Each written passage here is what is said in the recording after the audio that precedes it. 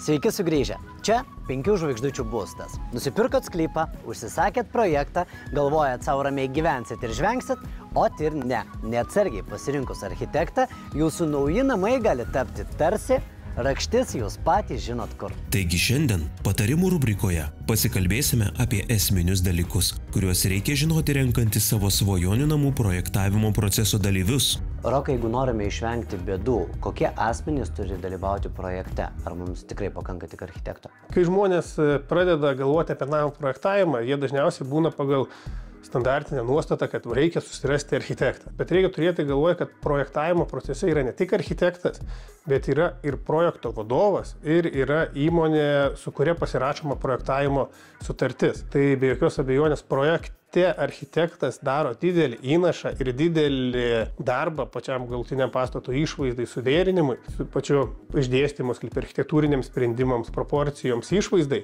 Bet juridinėje klausimo dalį prisijema projekto vadovas ir paprastai bendrauja su savivaldybė projekto vadovas. O tuo tarpu sutartinius įsipareigojimus prisijima įmonė, su kuria sudaroma sutartis. Ir kuo tai yra visi tie trys dalykai glaudžiau susiję, tuo mažesnė tikimybė, kad pridavimo metu kažką reikės kažkur gaudyti. Žinoma, visas šias funkcijas gali atlikti ir vienas asmuo. Ir tai dažniausiai gerokai paspartina procesus, nes trumpėja bendravimo grandinė. Man kaip ir aišku, kodėl turi būti projekto vadovas, kodėl turi būti architektas, o prie ko įmonė? Projektavimo veikla turi būti privalomai apdrausta. Ir tiek pats atskiras architektas, kaip projekto vadovas, jis privalo būti architektų rūmų narys, privalo turėti atestatą ir architektų rūmai jį draudžia privalomuoju, bet ir pats juridinis asmuo, kuris užsijema projektavimu, jis irgi privalo turėti draudimą. Tas draudimas gali būti kiekvienam objektui arba gali būti metinis draudimas. Ir sutartyje projektavimo turi būti parašyta, kokiu draudimu polisu vykdomas projektavimo tas procesas. Pridavimo metu inspekcija prašo dokumentų pagrindžiančių, kad tas draudimo polisas projektavimo metu buvo galiojantis, prašo apmokėjimo kopijos ir visų šitų dokumentų nėra prašoma statybos leidimo išdavimo metu.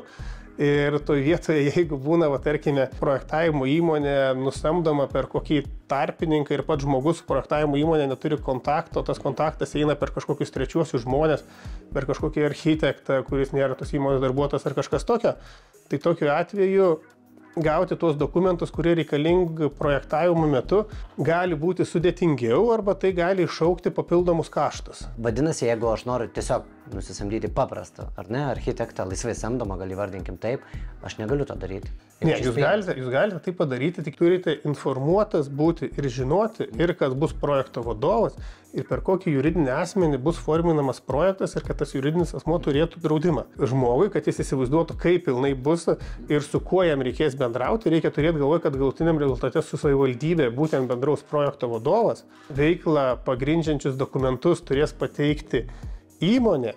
Ir būtent pas tą pačią įmonę ir būtent su to pačiu projekto vadovu po kažkiek laiko, jeigu bus kažkokio nukrypimo nuo projekto, būtent tas žmogus ir turės kreiptis. Taigi, jeigu kreipiamasi į laisvai samdomą architektą ir projektavimo procesas derinamas per jį, būtina pasidomėti, kaip tai vyks ir kokie bus projektų vadovo bei projektavimo įmonės įsipareigojimai užsakovo atžvilgiu. Apibendrinkime mūsų šiandieninį pokalbį ir patarkime laidos žiūrovams, ką daryti, kad projektas, kaip sakiau laidos pradžioj, netaptų tokiu rakštimi geroje vietoje. Užsakant projektą, labai svarbu įsivertinti, kad projektavimas tai yra dvilypis procesas. Tai yra ir meninis, ir teisinis, juridinis. Ir šiuo metu teisinis juridinis jis yra šiek tiek netgi didesnis apimtimi ir laiko sąnaudomis. Taip, kad architektai, kaip menininkai, visi jie yra geri, kiekvienas skirtingas turi savo įgūdžių, skirtingai dirba, kažkas geriau dirba su išorė, kažkas su vidumi, bet jokiais būdais nereikia pamiršti, kad viena projekto dalis nepaneigia kitos, o jos turi darniai persipinti ir sudaryti visumą, norint pasiekti tikslą. O tikslas tai yra pastato pastatymas ir pridavimas. Rokai, neturiu ką pridurti. Kaip visada, krūva naudingų patarimų. Ačiū tau labai. Brangų žiūrovai, o daugiau naudingų patarimų kitą šeštadienį tuo pačiu metu 11:00 per žiūrimiausią TV3 televiziją. Gražaus savaitgalio. Iki.